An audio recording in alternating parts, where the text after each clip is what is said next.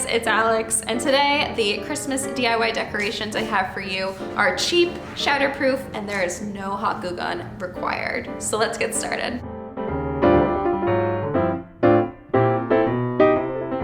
So like I said, today I'm gonna share a couple of DIY projects that I took on this year. The inspiration for this video was really because I opened up my Christmas decorations box this year and I found, not exaggerating, 4 ornaments for my entire tree. Now I will say I have these beautiful lights and I have always loved these lights, so I was so happy that I at least had those, but I really purged a lot of the stuff last year that I had for Christmas and my decor. We were moving and I wasn't fully in love with a lot of the things I had, so I really tried to get rid of a lot of things, but that left me with 4 sad ornaments, the ornaments that were very special to me. But I am minimalist in a sense, but that was a little too less. That was not enough to bring on the Christmas cheer to a full tree, a full-size tree. So I took on the task of decorating my Christmas tree and adding some of my own DIY ornaments and garland. A couple of things that I want to talk about when I was thinking about what kind of ornaments I wanted to add to my tree. I have done DIY ornaments in the past. I've used a lot of glass, and that always resulted in me opening up the package the next year and me losing a couple, and then the next year I'd lose a couple more. And so in going about my DIY projects this year, I wanted to make sure that they were shatterproof. I think the fact that we put these ornaments in a box and then we store them for the majority of the year and then we open them up the next year and the year after that, this is something we want to keep on using over and over again. It's difficult, it's a challenge when they are breakable. Also, we're hanging these little things on a tree, essentially twigs. And so it's really it wasn't sustainable for me to make another ornament or set of decorations that will potentially break over and over again in the next coming years. So I wanted them to be shatterproof. Another issue that I've had in the past with DIY projects, hot glue. So hot glue, maybe I'm just not a hot glue gun expert, but every single project I've done with hot glue, it's great for if it's something that you're just gonna use once and it's like presenting something and it's good. But if it's something, again, that you're gonna bring about and you're gonna reuse year after year after year, in my experience, the hot glue tends to wear off, especially when being suspended in the air from a tree. So I did not want to use any hot glue since I was taking on a set of having to build out my whole series of ornaments to go on my tree. I wanted them to kind of be cohesive, unique in that they're not the same thing, but I did want them to kind of speak to one another and be cohesive in style. So I will start with these balls. I started making these ornaments by purchasing a set of styrofoam balls. Again, keeping in mind shatterproof styrofoam balls, and then I picked up some of my favorite yarn. So for me, that resulted in a sort of Chanel type yarn in a cream color, as well as a alpaca woven yarn that I just picked up from my craft store, that's in a little bit more of a neutral tone.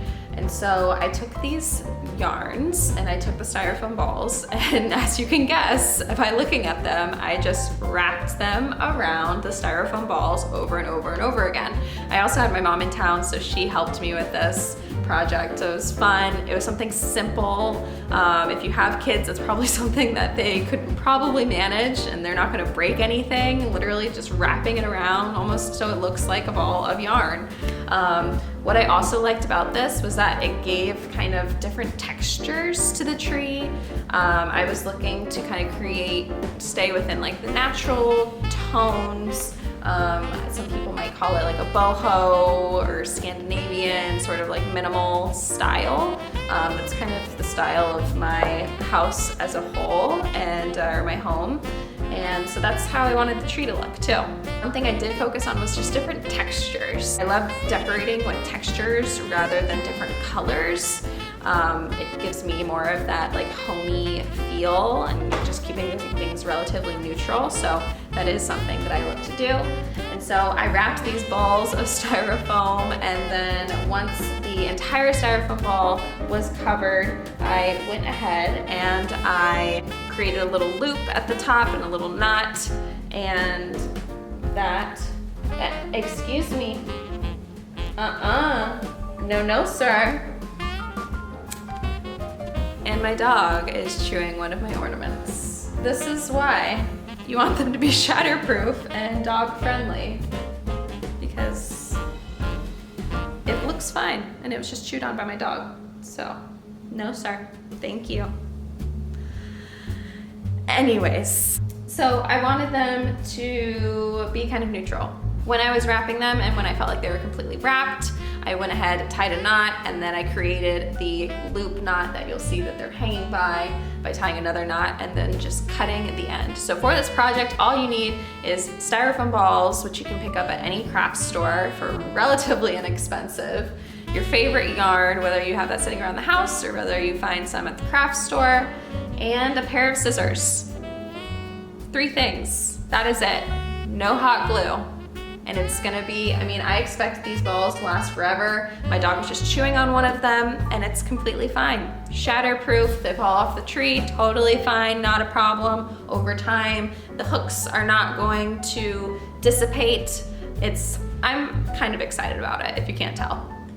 So the next set of ornaments that I created were the other little balls that look very similar to the yarn balls, but they're different texturally. So you'll see that it's made of kind of like wounded wood. Some have like little porous pieces of wood. They're in like grays, blacks, kind of white hues. I actually picked these up at my local craft store, and they are actually vase fillers. So I saw this pack of vase fillers. There was like 10 balls all in one packet, very inexpensive.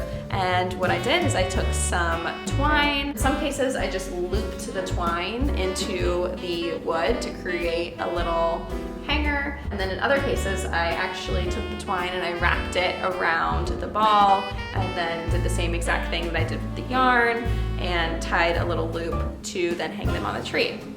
So what I liked about this is I kind of got a couple of different hues in there, very similar in style to the other ornaments, but I did get some different texture in there. So they're pretty unique looking. And again, shatterproof. And they're gonna last a really long time and they're easy to store. The next type of ornament I created were these little snowmen. So I picked these up in my craft store. What they're intended to be used for is to actually be painted. So you could certainly do that if you'd like, but for my minimalist sort of neutral style, I went ahead and just took the snowmen. I loved that they were wood. I thought it was beautiful.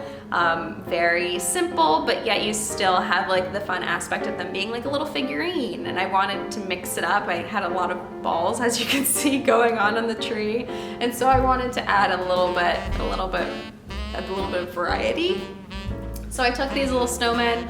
All we did, again, no glue required. All we did is we took the twine and we circled it around the rim of the hat of the snowman and then created a little tie for it to hang off of. So I would almost consider that like an un-DIY, because the purpose of those snowmen were to paint them and do much more with them. But I thought they were adorable just like they were, and all I needed was a little hook to add to the tree. So call that what you want, but it was a simple way to kind of get that like boho, very simple style without breaking the bank. Now, the last Christmas tree decor idea I'm going to give to you is one that I was most excited about. Now, you can add this to your Christmas tree, or you could even add it to your fireplace, or really anywhere that you are trying to spread some Christmas cheer. And this is my wood beaded garland. You will see that there is a string of garland that wraps all the way around the tree, and there are different patterns of wood beads. And so what I did for this project, again, I used that same twine that I used for the rest of these ornaments, and I purchased some beads from my craft store. I just purchased some white beads as well as some wood beads, and then I got them in the shapes of spheres as well as kind of like this hexagon shape, which I thought would add another kind of unique texture or shape for the Christmas decor. Oh, key thing to keep in mind, make sure that the twine that you have can actually fit in the hole of the beads. That's gonna be very critical, and this project would be very frustrating if you didn't ensure that you have that established. All I did for this was I started with a little loop knot so that I could hang it on the tree to start, and then I went ahead and just beaded the beads, and I kind of did a randomized pattern. I didn't do a very consistent pattern just because I didn't know how long my materials were gonna go, and I didn't want to get stuck halfway through a pattern and then go, okay, well now I have all these other beads, but they don't fit into my pattern. And so long story short, I just wanted to make it long enough that fit the entire tree, and that I wasn't committed to one pattern because I thought it was cool to have kind of different things going on. So I strung a couple beads, and I would tie a knot to kind of keep those beads and that pattern in place. Sometimes I would have to tie a double knot depending on the hole of the bead, and then I would leave some space within the twine. I would start another knot, and then I would start a new pattern. And so I did this. I will say that I wanted my garland to be long enough to cover the entire tree. A lot of times if you purchase garland, that is not the case. It's like short pieces, and so I really wanted to have just like 3 or 4 long pieces of garland that could go continuously all the way around the tree.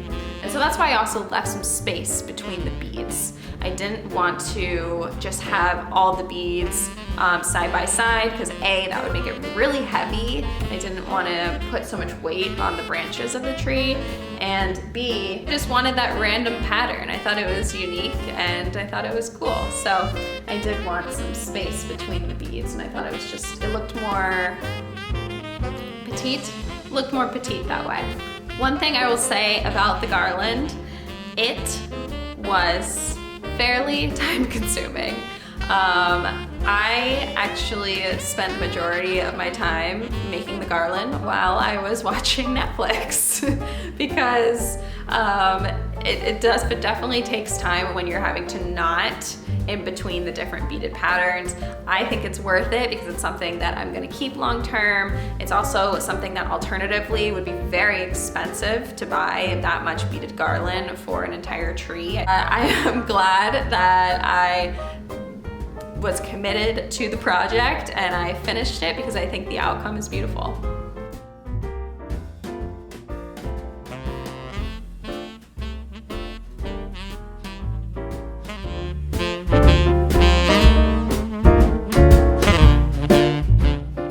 Is your Christmas tree looking a little bare this year? Or maybe you just want to add a couple of...